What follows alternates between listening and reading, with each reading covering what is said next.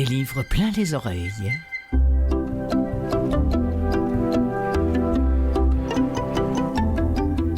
Bonjour à vous toutes et vous tous, je m'appelle Clotilde Sey, vous écoutez cette émission peut-être le jour du 1er mai ou en tout cas dans la semaine du 1er mai, célébration des travailleurs, bien sûr, ça va beaucoup plus loin que les brins de muguet qu'on s'offre soit virtuellement, soit en vrai, quoiqu'ici au Québec c'est pas très facile de se les offrir en vrai, ou alors c'est parce qu'ils sont cultivés je sais pas où, genre, vous voyez où je veux dire mais on ne dira pas le nom.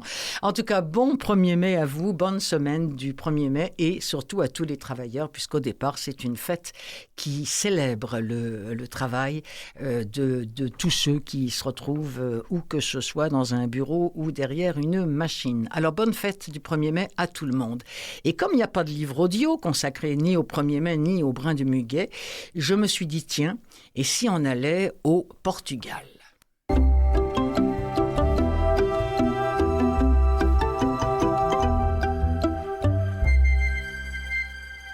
Pourquoi le Portugal ? Et pourquoi pas le Portugal ? Ça me tentait comme ça. Je me suis plongée dans tous les sites audio pour voir ce que nous réserve ce pays-là. Je vous le dis tout de suite, pas grand-chose. Mais j'ai quand même réussi à dénicher des petits extraits sympathiques. Et surtout, eh bien, ne pas oublier que le Portugal, c'est le pays du fado. Personne ne sait vraiment définir cette musique. Est-ce que c'est une lamentation, une plainte ou une complainte ? Pour mieux comprendre ce qu'est le fado, écoutons donc sa reine, Amália Rodrigues. Numa casa portuguesa fica bem, pão e vinho sobre a mesa, e se à porta humildemente bate alguém. Je suis une fadista. Ça veut dire en portugais une chanteuse de fado. Le fado vient du mot fatum. C'est le destin. Au point de vue fatalité, on ne peut pas changer son destin.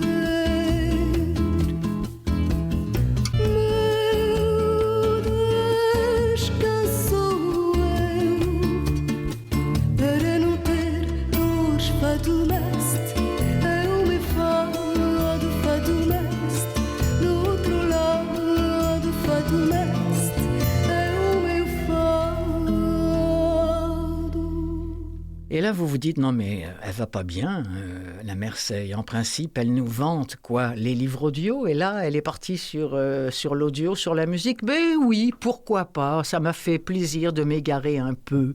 Mais reprenons, je vais reprendre mes esprits. Alors, les auteurs portugais. Quels sont les livres et les auteurs portugais qu'on aurait souhaité retrouver en livre audio ? Je pense par exemple à l'extraordinaire histoire du Portugal de Sandra Canivete da Costa. Je pense à l'histoire du siège de Lisbonne et toute la littérature d'ailleurs de ce monsieur. Je mets rien de tout cela en livre audio, du moins en français. Si vous écoutez vos livres en anglais, pas de souci, sur le Portugal, il y a tout ce qu'il faut. Sinon, Saramago, bien sûr, prix Nobel, et d'autres auteurs, dont Pessoa, Fernando Pessoa, sont bien représentés dans la langue de Shakespeare, mais aussi un petit peu dans la langue de Molière. Alors, j'ai finalement trouvé 2 livres de Fernando Pessoa en français. Pessoa, écrivain, poète, critique, pour la dictature de l'armée, mais contre la dictature civile. Portugais, oui, beaucoup, anglais un peu, français aussi. Créateur de pub, incroyable, notamment la première fois que Coca-Cola a mis les pieds au Portugal, c'est lui qui avait fait la pub. Il a aussi fait dans l'autopsychanalyse, dans l'ésotérisme, dans le polar, mais ça c'est un projet qui n'a jamais abouti, et il a surtout fait beaucoup dans l'alcoolisme, dont il mourra d'ailleurs pauvre et complètement méconnu du grand public en 1935. Il y a un petit peu de tout cela dans les extraits qu'on va entendre maintenant, tirés des œuvres suivantes de Fernando Pessoa, L'intranquillité, Lisbonne revisitée et Fernando Pessoa lu par Elio Cicero. Pour lier la sauce portugaise, un fado de Maritza.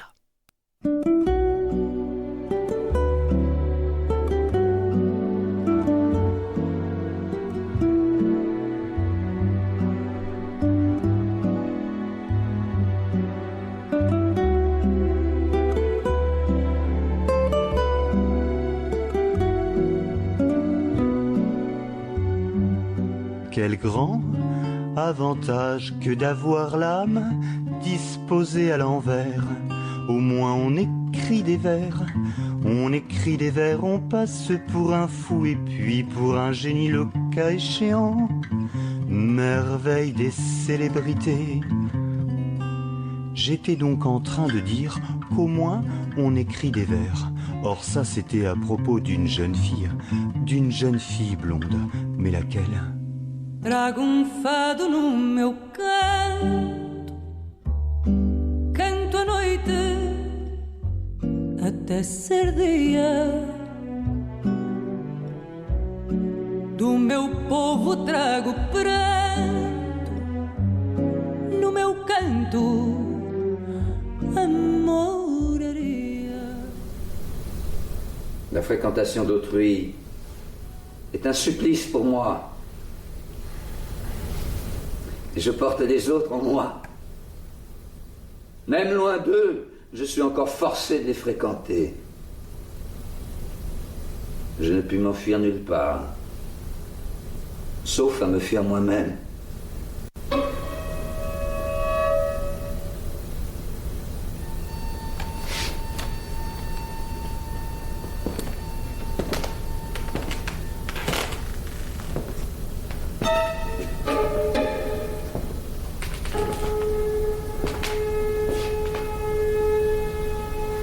Depuis le début de ce jour tiède, trompeur, des nuages sombres aux contours mal découpés rôdaient sur la ville. Vers 1h30, alors qu'on était déjà rentré au bureau, le ciel semblait plus dégagé, mais seulement du côté de la vieille ville. Du côté nord, cependant, les nuages s'agrégeaient lentement, en une seule nuée qui avançait implacable. Les bruits de la rue semblaient étouffés sous cette attente anxieuse. On transpirait dans la pénombre du vaste bureau. On va avoir un bel orage dans sa Morera en tournant la page de son grand registre.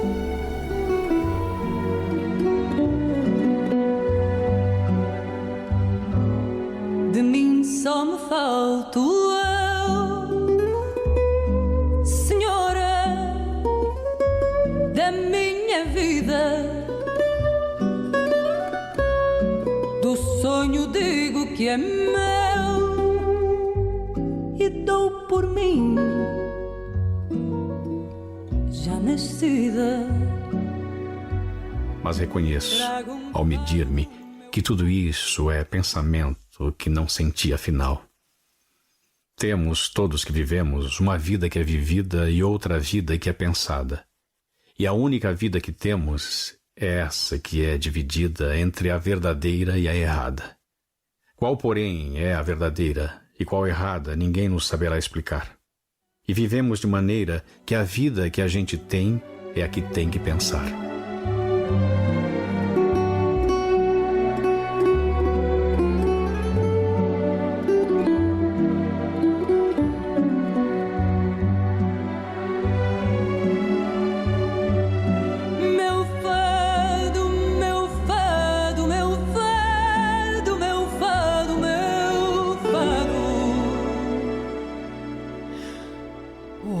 La voix de Maritza, mais aussi les voix des narrateurs et chanteurs François Martouret, Elio Cicero et Richard Graille, sur des mots, je vous l'ai dit, de Fernando Pessoa. Bon, allez, on quitte le Portugal, on va se tourner vers le pays de l'enfance. Mais attention, hein, pas l'enfance des bisounours.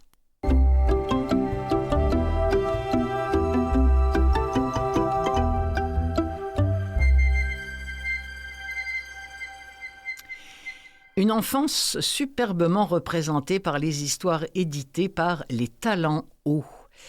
C'est une série qui s'appelle Des livres tout hauts. C'est une série que les Talents Hauts viennent de lancer. Bon, c'est en France, hein, mais évidemment, par les catalogues, on peut trouver ça absolument partout dans le monde. Ce sont des versions audio interprétées par des comédiennes de talent haut, je dois dire, et qui peuvent être écoutées seules ou alors qu'on peut aussi écouter en accompagnement du livre papier. Hein. Si par exemple, vous voulez une expérience immersive avec vos enfants, écoutez, ce sont des comment vous dire, C'est des j'aime pas, c'est-à-dire que ce sont des gamins qui osent dire tout haut ce qu'ils n'osent pas dire à leurs parents. Par exemple, j'aime pas les poupées, j'aime pas la danse. Un petit garçon qui dit j'aime pas être un héros, etc., etc. Mais vous allez l'entendre, c'est vraiment très très bien fait. Bon, par exemple, j'aime pas être belle. Tous les jours avant d'aller à l'école, maman vérifie si ma robe est bien repassée, si mes cheveux sont bien coiffés, si mes collants sont bien tirés, si mes chaussures sont bien cirées. Et tous les matins, c'est la même cérémonie. Oh, comme elle est belle, me dit-elle à longueur de temps. Hors de question de loucher ou de mettre les doigts dans son nez. Le pire, c'est le jour de la photo de classe. J'aime pas être belle. Ça vous donne un petit peu le... Hein? Alors il y a j'aime pas le foot, j'aime pas les poupées, j'aime pas les super-héros, j'aime pas la danse, j'aime pas être belle, j'aime pas être grand. Je vous propose un extrait de j'aime pas les poupées. Talent haut, des livres qui bousculent les idées reçues. Pourtant, les noms peuvent être des lieux, mais change le monde.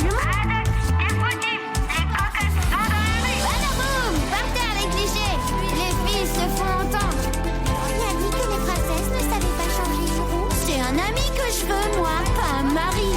Et finalement, ils ne se marièrent pas. Des livres tout haut. J'aime pas les poupées. De Stéphanie Richard. J'aime pas les poupées.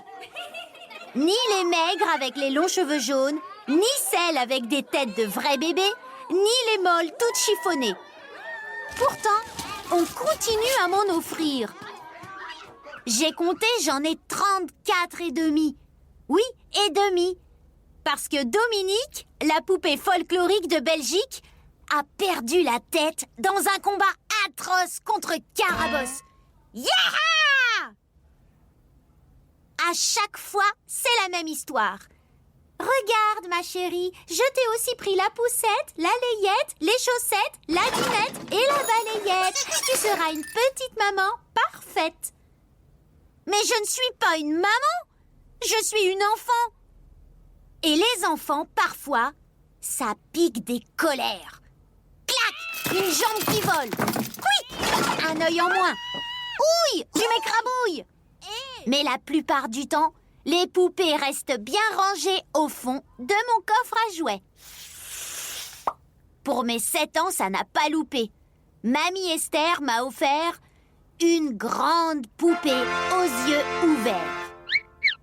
Alors, Lily, elle te plaît, mon Eugénie? Tu as vu comme elle est jolie? Prends-en bien soin, je l'ai depuis mes 3 ans. Mince alors! C'est pas une poupée, c'est une mémé. J'ai emporté Poupée Mémé dans ma chambre, je l'ai assise sur la commode et j'ai repris ma bande dessinée. Seulement, j'avais beau essayer de me concentrer, rien à faire. Je la voyais, là-haut, avec ses yeux ouverts. J'ai changé de place, mais elle m'observait dans la glace. Alors j'ai pris un gros bout de scotch et scratch sur les yeux. J'ai respiré un bon coup et j'ai repris mon livre. Et là, ça a fait plic. Le scotch n'a pas tenu. Dis donc, poupée, ça va pas être possible. Et je l'ai rangé dans mon coffre à jouets. Moi, j'aime ça. J'aime ça parce que c'est bien fait, parce qu'on est avec la gamine, parce qu'on voit tout. On voit les poupées démembrées. D'ailleurs, tiens, voilà, j'aime tellement ça qu'on va en écouter un autre. Cette fois-ci, c'est « J'aime pas la danse ».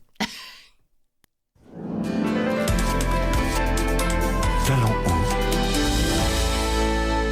Des livres tout haut. Moi, j'aime pas la danse. Mais maman adore. Alors, tous les mercredis, j'enfile mon tutu. Mais j'aime pas les tutus. Ça gratte et c'est rose. Ma prof Claire me regarde d'un drôle d'air. J'ai l'entrechat raplapla, l'arabesque grotesque, le rond de jambe qui tremble et le demi-plié tout entortillé.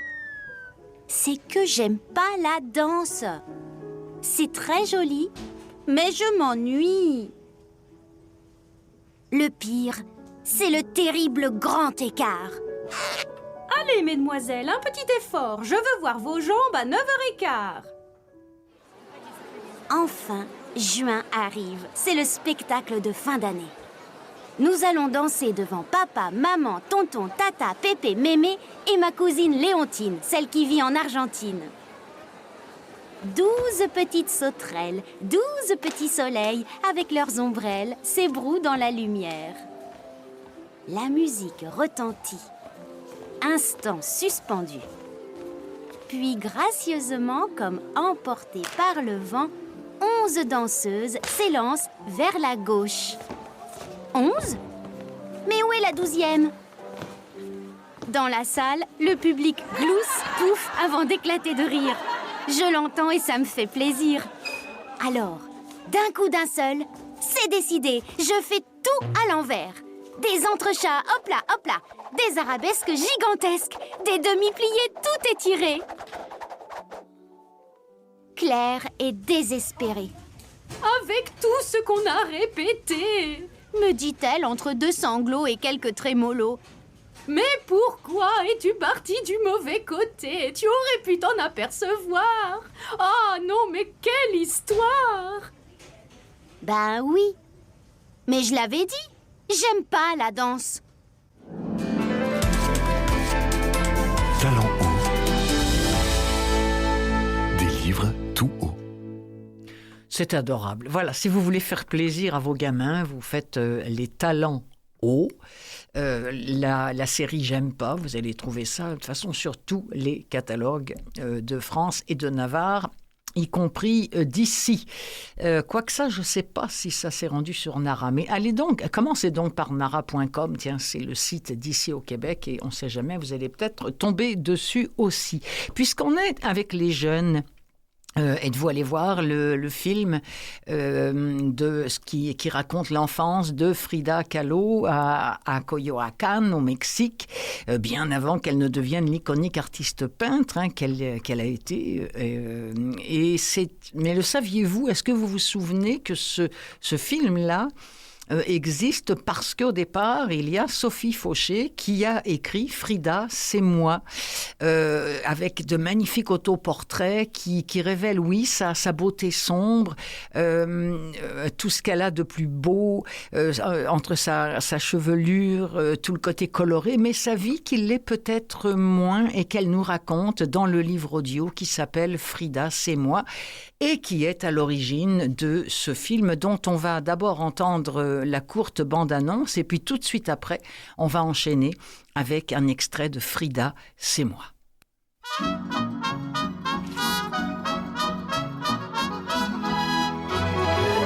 là, Frida, des murs se dressent devant toi. Oh là, Frida, tu t'envoles au-delà. Yo soy Frida, rechace la llorona. Yo soy Frida, coraje y resiliencia. Je suis Frida Kahlo. J'ai de super pouvoirs. Viens découvrir mon monde. Y viva la vida! Bonjour, ici Sophie Fauché. Je vais lire pour toi mon livre « Frida, c'est moi », publié aux éditions Édito Jeunesse.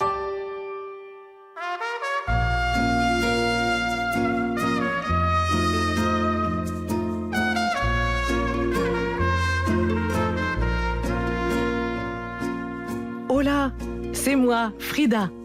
Tu as ouvert mon livre, je suis vraiment contente. Nous allons pouvoir faire connaissance. Je vais te raconter mon histoire. J'habite au Mexique, à Coyoacán. Dans la langue de mes ancêtres, les Aztèques, cela veut dire « celui qui possède des coyotes ». Alors moi, je suis Frida de Coyoacán des Coyotes. Ma maison est toute bleue, c'est la Casa Azul. Il y a aussi un grand jardin rempli d'oiseaux et de cachettes. Je suis Frida, cherche-moi.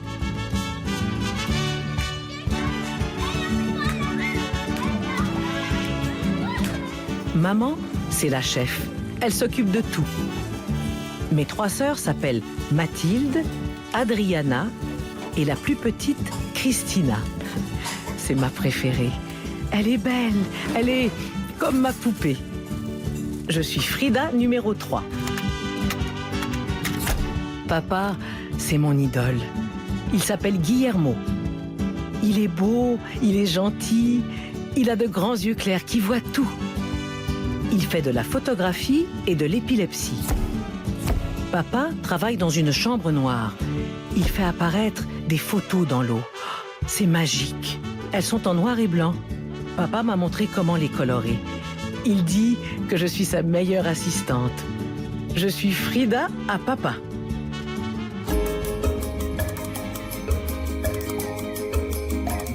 Le jour de la fête des morts, nous allons tous au cimetière pour célébrer mon grand-père et ma grand-mère.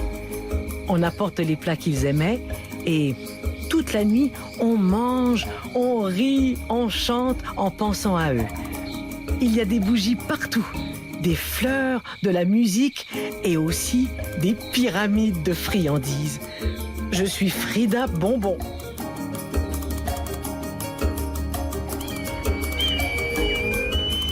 Mon ami Tonito a une tête de tatou. As-tu remarqué que les gens ont parfois des têtes d'animaux? Il y en a qui ressemblent à des singes, d'autres à des toucans et d'autres à des iguanes. Moi, j'aimerais être un aigle. J'habiterais au sommet des montagnes et je volerais très haut. Je suis Frida qui a des ailes.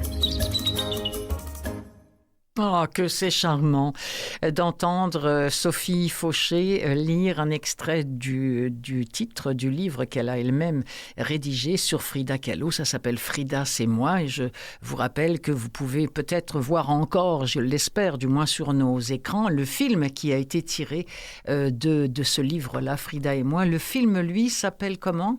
Simplement, je m'appelle Frida Kahlo ou... Ah non, Oh la Frida, ça s'appelle. Voilà. Quoi d'autre? Ah oui, pour finir cette demi-heure, le 3 mars dernier, sur France 2, donc en France, on a présenté Olympe, une femme dans la Révolution qui permet de retracer le parcours et les engagements d'Olympe de Gouges.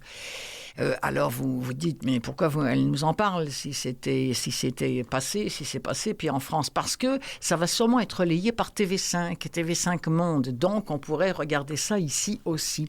On est à Paris en juillet 1793, elle a vraiment existé, Madame de Gouges. 4 ans après la prise de la Bastille et le début de la Révolution, la situation est explosive. Au milieu de ce monde de violence et de mutation, il y a une seule constante à peu près immuable, les femmes n'ont le droit à rien. L'une des très rares qui va s'élever contre cette injustice, c'est Olympe de Gouges, qui est une femme de lettres, une femme de combat.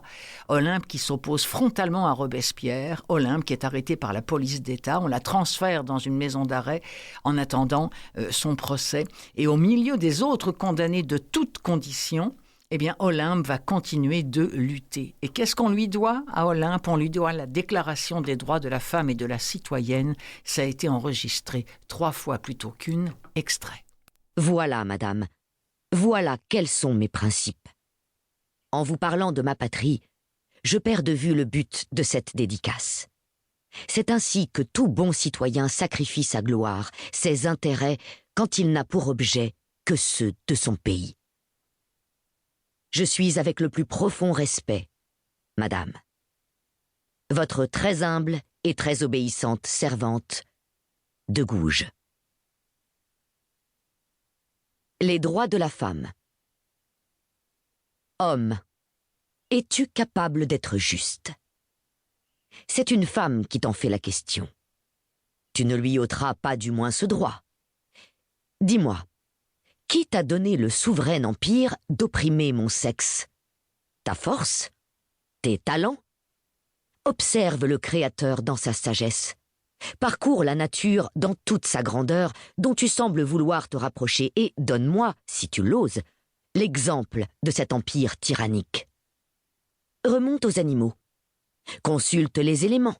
Étudie les végétaux. Jette enfin un coup d'œil sur toutes les modifications de la matière organisée. Et rends-toi à l'évidence quand je t'en offre les moyens. Cherche, fouille et distingue, si tu peux, les sexes dans l'administration de la nature. Partout, tu les trouveras confondus. Partout, il coopère avec un ensemble harmonieux à ce chef-d'œuvre immortel. L'homme seul sait fagoter un principe de cette exception. Bizarre, aveugle, boursouflé de science et dégénéré dans ce siècle de lumière et de sagacité, dans l'ignorance la plus crasse, il veut commander en despote sur un sexe qui a reçu toutes les facultés intellectuelles. Il prétend jouir de la Révolution et réclamer ses droits à l'égalité, pour ne rien dire de plus. Déclaration des droits de la femme et de la citoyenne. À décréter par l'Assemblée nationale dans ses dernières séances ou dans celle de la prochaine législature. Préambule. Les mères, les filles, les sœurs, représentantes de la nation, demandent d'être constituées en Assemblée nationale. Considérant que l'ignorance, l'oubli ou le mépris des droits de la femme sont les seules causes des malheurs publics et de la corruption des gouvernements, ont résolu d'exposer dans une déclaration solennelle les droits naturels, inaliénables et sacrés de la femme, afin que cette déclaration, constamment présente à tous les membres du corps social, leur rappelle sans cesse leurs droits et leurs devoirs, afin que les actes du pouvoir des femmes et ceux du pouvoir des hommes, pouvant être à chaque instant comparés avec le but de toute institution politique, en soient plus respectés.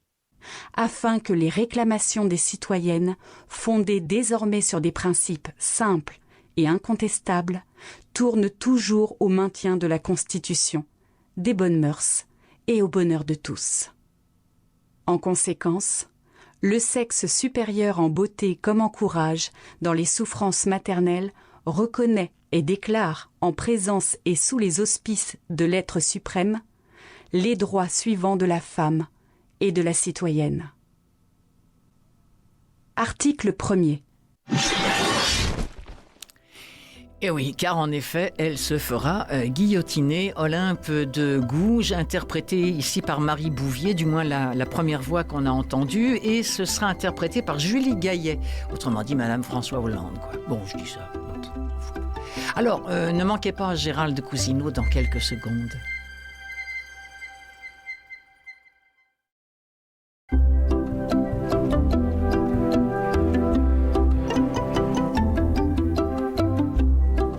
Alors, je vous le disais, il est annoncé, je l'attends en grande pompe, je lui ai déployé le tapis rouge.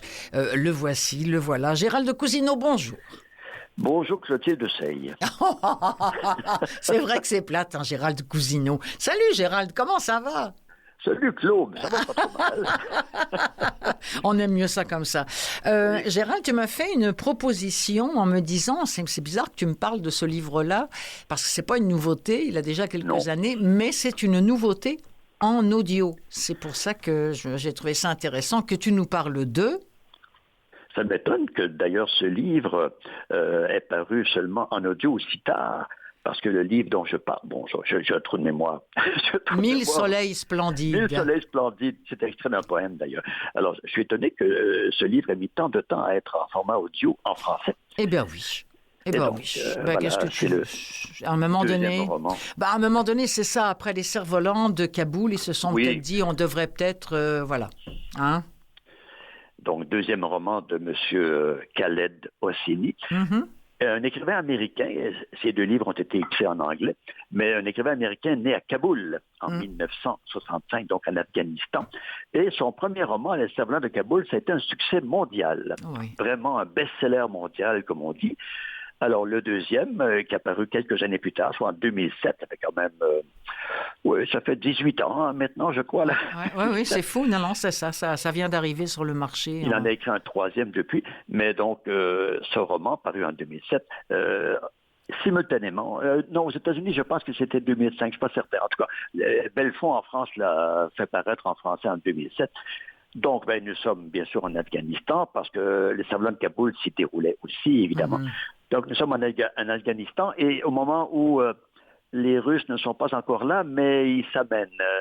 Donc, dans les années 80, les Russes vont y passer plusieurs années, vont occuper l'Afghanistan avec toutes les horreurs que l'on sait. Oui. La résistance, bien sûr, à l'armée russe. Il y aura une hécatombe des deux côtés. Mais les Russes vont finir par partir. Mais ce n'est pas là le principal sujet du roman. Nous avons affaire à deux héroïnes. Deux femmes, on peut dire deux jeunes femmes, qui s'appellent Mariam et Leila. Mariam, d'ailleurs, j'arrête tout de suite parce que dans l'extrait que vous avez choisi, et Clotilde, on présente Mariam et son père. Oui, c'est ça. Donc j'imagine que c'est au début du livre, tout ça. Oui, c'est assez... mal, oui. D'accord. Alors on écoute un extrait du livre dont nous parle Gérald, 1000 soleils splendides de Khaled Hosseini. En plus du cinéma, Jalil possédait des terres dans les districts de Karouk et de Farah, 3 magasins de tapis, une boutique de vêtements et une Buick Roadmaster noire de 1956. Il jouissait d'un réseau de relations très étendu et était ami avec le maire de la ville et le gouverneur de la province. Enfin, il avait un cuisinier, un chauffeur et 3 gouvernantes. Nana avait été l'une d'entre elles, jusqu'à ce que son ventre commence à s'arrondir. À ce moment-là, racontait-elle, tout l'entourage de Jalil avait manqué s'étouffer. Sa belle famille avait menacé de faire couler le sang. Ses femmes avaient exigé qu'il la mette à la porte. Le propre père de Nana, un modeste tailleur de pierre dans le village voisin de Gouldaman, l'avait renié. Déshonoré, il avait plié bagages et pris le premier bus vers l'Iran. Personne ne l'avait jamais revu. Parfois, je regrette qu'il n'ait pas eu le cran d'aiguiser un de ses couteaux pour faire ce que l'honneur lui commandait, déclara Nana un matin, tandis que Mariam et elle donnaient à manger à leurs poules. Cela aurait mieux valu pour moi. Elle jeta une poignée de grains dans l'enclos, marqua une pause, puis fixa sa fille. Cela aurait peut-être mieux valu pour toi aussi, Mariam. Tu n'aurais pas eu à savoir que tu étais une harami. Mais mon père était un lâche. Moi, j'étais partie, là. J'écoutais. Alors, donc, on comprend que le père, là, c'est ça. C'est un méchant. Il a mis enceinte une des employées de sa maison. Exactement. Et les autres employés ne l'acceptent pas. Et le propre père de l'employé ne l'accepte pas non plus. Il est déshonoré. Il va d'ailleurs fuir dans un autre pays. Mais donc, cette femme, Nana, va mettre au monde Mariam, l'une des 2 héroïnes du roman. Et ce mystérieux papa, il est fortuné au départ, mais bien sûr, il y aura la guerre par la suite. Donc, Mariam grandit, et à 14-15 ans, on la donne en mariage à un homme qui en a 30 ans, qui a 30 ans de plus qu'elle, un certain Rachid, qui n'est pas un saint homme, malgré qu'il le prétende. C'est un homme assez brutal, assez violent. Donc, elle n'a pas 20 ans, elle est déjà mariée, et elle n'arrive pas à lui donner d'enfant. Elle n'arrive pas à lui donner d'enfant. D'ailleurs, le premier enfant qu'elle pense avoir, elle fait une fausse couche. Alors, que va faire ce cher Rachid? Eh bien, il va se prendre une deuxième épouse. Et là, il va la prendre très jeune. C'est une jeune voisine de 14 ans qui s'appelle Leila. Et elle est enceinte. Alors, il l'épouse, il a donc 2 épouses, et la première, Mariam, n'accepte pas ça du tout, évidemment. Elle est en concurrence avec une jeune femme de 14-15 ans. Mais ce qui est beau dans cette histoire-là, malgré toute l'horreur qui est l'arrière-fond historique, c'est que ces 2 personnages, la plus âgée, je n'ose pas dire la vieille, parce qu'elle n'est pas vieille, elle est dans la trentaine, la plus âgée et la plus jeune, donc Mariam et Leila, vont finir par s'apprivoiser mutuellement. Et là, c'est à nouveau de très belles pages, parce que, évidemment, le mari, je l'ai dit, il est brutal, il est misogyne, et chaque fois qu'une des 2 femmes fait une gaffe, eh bien, elle la paye. Il la bat, tout simplement. Donc, ces 2-là vont finir par s'apprivoiser, et la plus âgée va commencer à chérir l'enfant qui est né, le premier enfant de Leila. Elle va commencer à le chérir et à le dorloter, parce qu'elle n'a pas enfanté du tout. Elle n'a pas eu la chance d'avoir un enfant, donc elle va se mettre à chérir le petit bébé, et le petit bébé va le lui rendre assez bien. Donc, ça c'est très beau. C'est à nouveau de très belles pages, cette espèce d'apprivoisement mutuel des 2 femmes et le bébé qui va les unir en quelque sorte. Mais, bien sûr, on reste en Afghanistan, ça va pas très bien. Après les Russes, là, les talibans qui se pointent, et les talibans. Là, il y a une page, j'ai ri tellement, c'était incroyable. L'auteur fait la liste des interdictions. Interdit de chanter, interdit de danser, interdit de lire, interdit d'écrire, interdit de parier, de jouer aux cartes, ça n'en finit plus, Clotilde. Ça n'en finit plus. On se dit, est-ce que c'est vrai? Ben, j'ai la raison de croire que oui. Oui. Dire, on sait bien que c'est la triste réalité là-bas. Olympe de Gouges. Oui. Ah ouais. On écoutait tout à l'heure. Mais oui. Ah là là là là. Et les femmes, évidemment, n'ont plus aucun droit, aussitôt que les talibans mettent le pied, règnent sur l'Afghanistan. Mais là, les deux femmes vont commencer à imaginer leur fuite. Oh là là. Alors, elles vont se préparer. Et Léla, elle, vole son mari. Elle vole quelques sous par-ci, quelques sous par-là. Alors, c'est très peu, parce qu'elle ne veut pas que son mari Rachid s'en aperçoive. Donc, elle vole un peu d'argent. Et un jour, alors que Rachid est parti au travail, elles prennent l'autobus et s'envolent, disparaissent. Malheureusement, elles n'iront pas très loin. Elles sont interceptées un jour par un policier. Elles sont interrogées, emprisonnées et, hélas, ramenées toutes les deux chez Rachid, qui va faire quoi, vous pensez? Il va les battre sauvagement. Et j'avoue que ces passages-là sont pas faciles. Ils sont pas faciles à écouter. Bien sûr, j'ai eu la version audio, c'est pas facile du tout. Mais on se dit, ça arrivait combien de fois dans ce pays-là, avec les talibans? Ça arrivait combien de fois? Donc, ce passage-là est très dur à écouter, mais bref, elles vont devoir recommencer à vivre avec ce cher Rachid. Et à un moment donné, je ne compterai pas la fin, mais elles vont se séparer. Il y en a une qui va s'en sauver, la plus jeune, et l'autre, malheureusement, non. Je ne vous dirai pas dans quelles circonstances. Non. Mais c'est vraiment un roman très, très dur, mais en même temps formidablement raconté, parce qu'on ne peut pas le lâcher. Ça me rappelle d'ailleurs les Cerfs-Volants de Kaboul. C'était prenant comme histoire, et bien c'est la même chose. Bien sûr que c'est dur comme histoire, c'est dur, mais c'est bon d'aller jusqu'au bout, parce que là, vous avez une sorte de leçon. Ces deux femmes-là ont voulu s'en sortir. L'une y est parvenue, elle d'ailleurs, elle vivra aux États-Unis par la suite, donc une y parvient. Mais quel travail quand même avant de réussir ça, quel travail, quel courage aussi, quel courage dans un pays où les femmes sont traitées comme des moins que rien. Et en même temps, je pensais aujourd'hui, en 2025, on est revenu au point de départ en Afghanistan. Exactement. Et c'est pire. C'est pire. Les femmes ne vont même plus à l'école, rien du tout. Non. Alors on se dit, mais tout ça pour en arriver là. Mais n'empêche que le roman, ne serait-ce que par cette actualité-là, vaut vraiment, mais vraiment la peine d'être lu ou écouté, selon le mode de lecture que vous aurez. Mais c'est une histoire formidable, mais combien dur, mais en même temps, il y a de l'espoir. Je l'ai dit, il faut vraiment tenir jusqu'à la fin parce que l'espoir est là. Et d'ailleurs, ça finit sur une belle image parce qu'à la fin, on apprend que Léla est de nouveau enceinte. Donc, la vie, c'est ça. De la mort, de tout ce qui s'est passé avant, elle va mettre au monde encore un enfant. Donc, elle y croit encore à la vie. C'est formidable. Et pourquoi ce titre, d'après vous, 1000 soleils splendides? C'est un poème que je n'ai pas noté par cœur, mais effectivement, dans le poème, on parle de ces 1000 soleils splendides qui se dissimulent derrière les murs de Kaboul. On peut imaginer que ces femmes-là, enfermées derrière les murs, donc dans leur maison, mais malgré tout, derrière ces murs-là, il y a 1000 soleils splendides. Je trouve que l'image est très belle. L'image est vraiment très belle.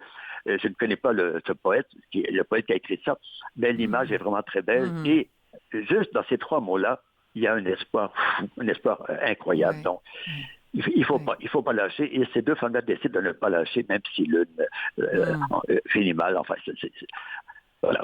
Ben merci parce que encore une fois, Gérald, vous nous donnez envie de nous plonger dans ce livre-là. Oui, j'avais lu moi aussi, comme beaucoup de gens, j'imagine, qui nous écoutent, les Cerfs-Volants de Kaboul. Les 1000 soleils splendides. En fait, moi, je les associe un peu aux femmes finalement.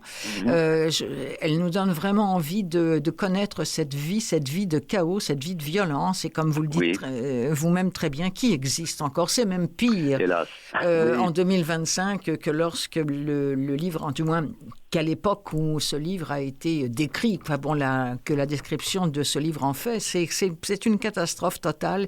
Et je vous remercie beaucoup d'avoir pris l'initiative de nous en parler. C'est superbe, Gérald. Alors, on va se retrouver... Et le livre, je dirais en terminant que le livre, malgré son âge, il est paru en 2007, mais il n'a pas vieilli. Et j'ai presque envie de dire, hélas, l'histoire se répète. Oui, exactement. Mais le livre est formidable. Merci beaucoup, Gérald. Donc, Gérald Cousineau qui vient toutes les 2 semaines. Oh, je pense que votre téléphone est en train de sonner, à moins que ce soit à la porte d'entrée. Alors, je vous laisse aller ouvrir. Au revoir, Gérald. Merci. Au revoir.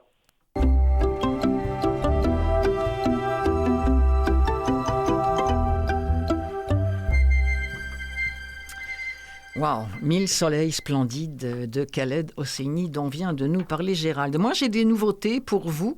D'abord, une nouveauté de Sylvain Tesson. Je ne sais pas si c'est la suite de sa chute qui a failli lui être fatale, la chute de l'escalade d'une maison un soir de Beuvry qui l'a défiguré en partie durant quelques années. Je ne sais pas si c'est cette chute-là qui lui a donné envie, à un moment donné, de faire de l'escalade pour vrai.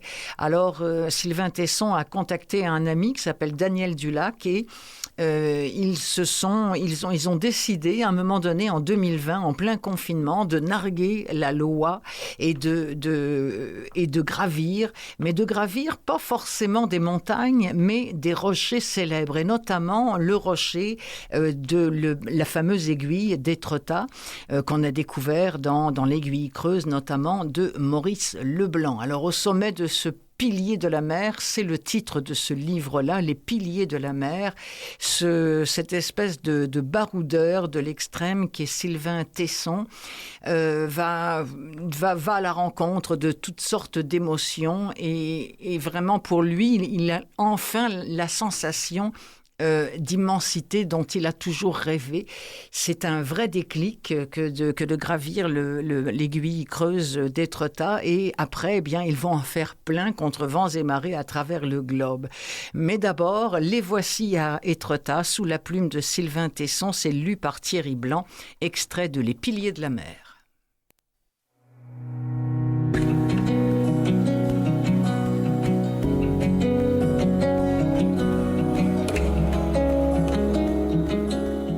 Philibert nous dépose au pied de l'aiguille. Dulac et moi quittons le canot muni de cordes. On se cramponne au bigorneau. Philibert s'écarte à la rame pour cacher l'esquif de l'autre côté de la porte d'aval, dans l'antre naturel du trou à l'homme. On le rejoindra plus tard, à la nage. Pour l'instant, on escalade. On essaie d'être digne des visions de Maupassant. Les parois d'Étretat sont praticables aux femmes hardies et aux hommes très souples et très accoutumés aux falaises. Il nous faut 1 heure pour le sommet, à 55 mètres d'altitude. Les silex se déchaussent du calcaire. On trouve des pitons rouillés. On nous a précédés. 8 heures. La marée monte, l'aiguille vibre, les falaises miroitent. On se tient à la pointe, frappé de joie, entre ciel et mer, endroit vivable. J'ai préparé un texte. Je le lis pour les nuages. Personne n'écoute. Une mouette passe. Je replie mon papier. Dulac plante un piton et balance les cordes dans le vide. On descend en rappel. On regagne la mer, la grotte. Prévenus par les promeneurs, des gendarmes ont lancé leur canot. Ils arrivent trop tard. Sur la plage de Galets, tout à la gaieté d'avoir réalisé un bon coup, je m'aperçois que je viens d'accomplir quelque chose de supérieur à une farce. Là-haut, sur l'aiguille blanche, j'ai éprouvé une joie douloureuse. C'était un poinçon étrange, non le seul plaisir d'une plaisanterie. En équilibre sur un espace à peine plus large qu'un tabouret, j'ai rejoint le point de contact entre le temps, l'espace et mon propre cœur. Ils sont miraculeux, les moments où l'instant se fixe dans la partition. Les sens reçoivent l'information aberrante et grave que nous nous sommes confondus à l'axe autour duquel le monde tourne. Tout se fige, puis se suspend. La conscience reçoit la totalité du panorama dans une image arrêtée, familière. Même le cormoran qui plane plus bas semble attendu. Peut-être est-ce là la définition du vertige, l'élargissement de soi, non le racornissement dans la peur. Que m'est-il arrivé ? Aurais-je trouvé sur cette aiguille de la mer un lieu et une formule ? Depuis longtemps, je cherche les endroits du monde où se croisent l'éternité des patries de l'enfance et le refus des encerclements modernes. Ici, personne ne nous interdit le jeu du danger et de la joie. Personne ne nous commande de nous enthousiasmer pour des causes débiles ou des marchandises hideuses. Sur cette pointe, à un jet de pierre de la falaise côtière, je me croyais au bord de l'univers. L'impression a duré quelques secondes. On se situait là, au bord du vide.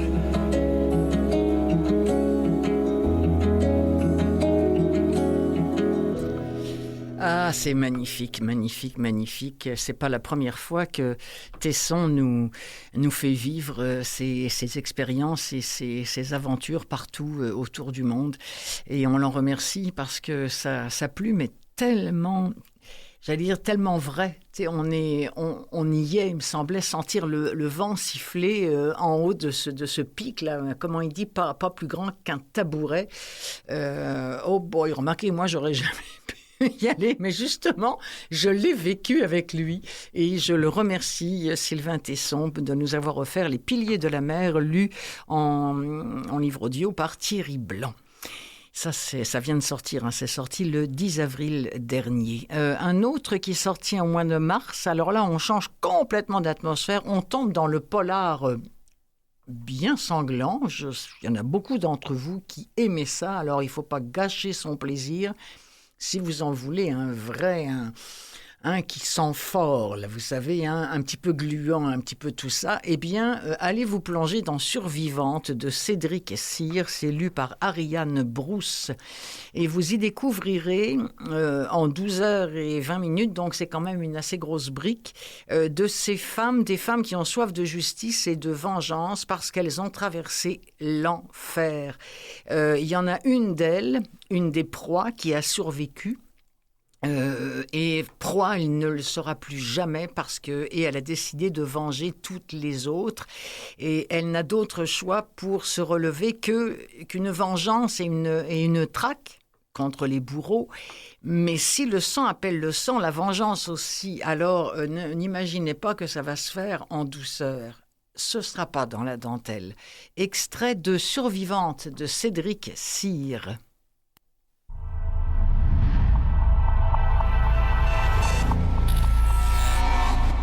La drogue prenait possession d'elle, effaçait ses sens et sa mémoire. Elle a l'impression d'avoir rêvé les coups, la séquestration dans le véhicule, à moins qu'elle n'ait juste dormi sur la banquette durant le trajet. Il ne reste qu'un grand vide dans ses souvenirs, un espace noir, la pénombre moite. Le sifflement de l'homme qui la berçait comme une mélodie enfantine. Kate était revenue à elle comme on suffoque après une noyade, recroquevillée dans une matière gluante et froide, cernée par un brouhaha de grognements et de mastication. Elle grelottait. Elle avait mal partout. Une odeur nauséabonde saturait ses sinus et sa gorge. Elle prit peu à peu conscience de se trouver dans un enclos. Les grognements qui emplissaient l'air étaient ceux de porcs rassemblés derrière une barrière en bois. Les remugles putrides montaient du purin dans lequel elle pataugeait. Kate s'était assise, tremblant de plus belle à mesure que la terreur la gagnait. Alors seulement elle s'était aperçue qu'elle n'était pas seule. Il y avait une autre fille comme elle, maigre et sale, recroquevillée elle aussi au pied du mur, bras serrés autour de ses genoux repliés devant elle, qui la fixait sans un mot. Cette fille, Kate le comprit du premier regard à son visage creusé, à ses cheveux plaqués par la crasse, était là depuis longtemps. De l'autre côté de la cage, car c'était une cage géante dans laquelle elles étaient enfermées, était étendue une troisième silhouette, dont elle n'aperçut d'abord que les membres tordus et la masse de cheveux éparpillés. Cette personne-là ne bougeait plus, ne respirerait plus jamais. Kate eut un hoquet d'horreur. « Elle est morte, juste après qu'il t'a amenée, » avait murmuré l'autre fille. « Elle a abandonné. »« Quoi ? Qui ? Mais pourquoi ?» s'était écriée Kate. « Te fatigue pas, c'est pas la première. Avant, il y en avait une autre. On est si joués ici. On finit toutes par mourir, quoi qu'on fasse. Et après, ils donnent nos corps à manger à ces cochons. » La fille avait émis un rire nerveux, longtemps, puis elle s'était mise à sangloter en silence. Kate avait fait de même, sans encore s'imaginer ce qui l'attendait ici.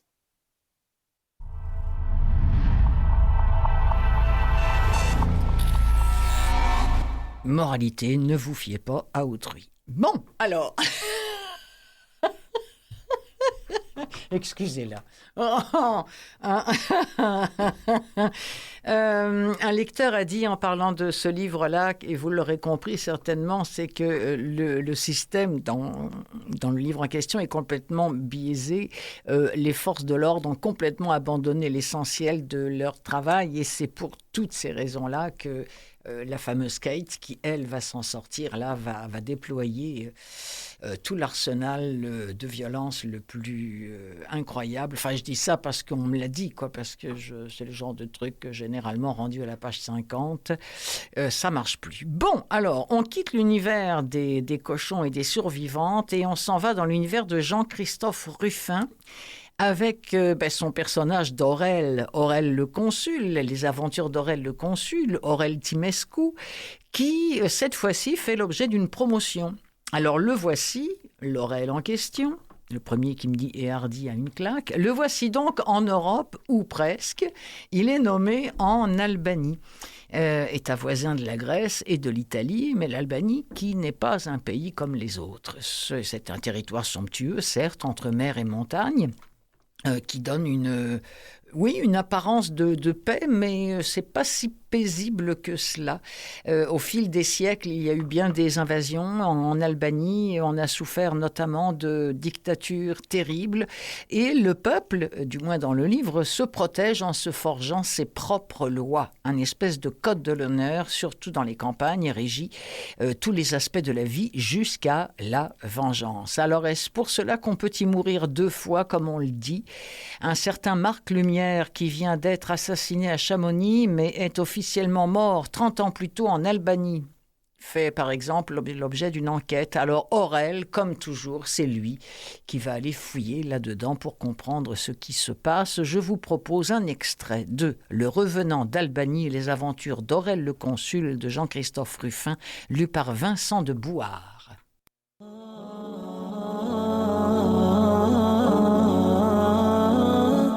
Ils passèrent ensuite près d'un groupe plus jeune qui comptait plusieurs femmes en son sein. Les hommes avaient le col ouvert et certains étaient en manches de chemise. Tous parlaient bruyamment et riaient fort. Mauvigné avança sans les saluer et leur lança un regard mauvais. Quand ils furent installés à l'écart dans un coin, il se pencha vers Aurel.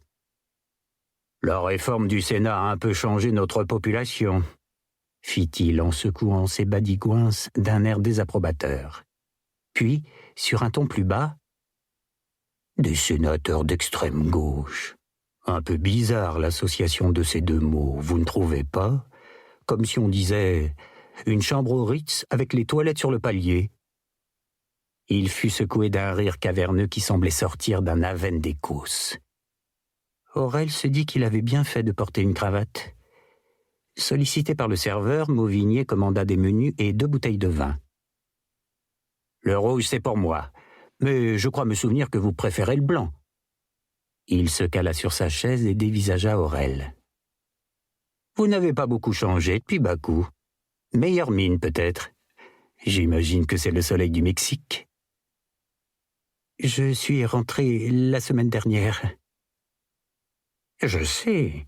Figurez-vous que depuis notre rencontre en Azerbaïdjan, j'ai suivi attentivement votre carrière. » Le mot de carrière, appliqué à la désastreuse errance d'Aurel dans des postes minables, aurait pu être pris comme de l'ironie.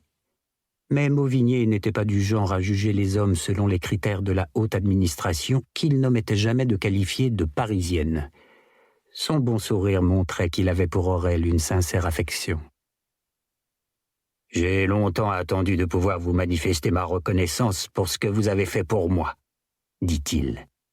Puis, en laissant passer un temps, il ajouta d'une voix forte « Maintenant c'est chose faite.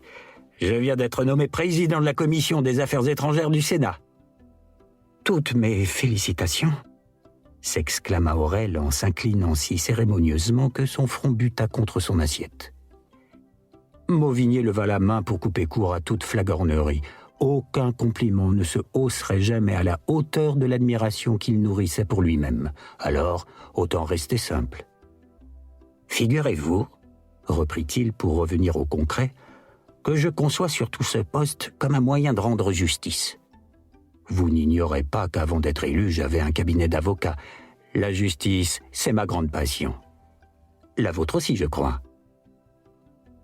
Combattre une injustice était en effet le seul moteur qui put encore motiver Aurel à agir. Rétif à toute forme de travail, surtout dans la diplomatie qu'il servait par les hasards de la vie, il était capable de se surpasser dès qu'un être faible était injustement accablé. Il ne supportait pas de voir un innocent accusé, un coupable en liberté, un corrompu recevoir des honneurs. Hélas, le malheur voulait que ces occasions où il révélait tous ses talents étaient aussi celles qui lui avaient valu le plus d'ennuis.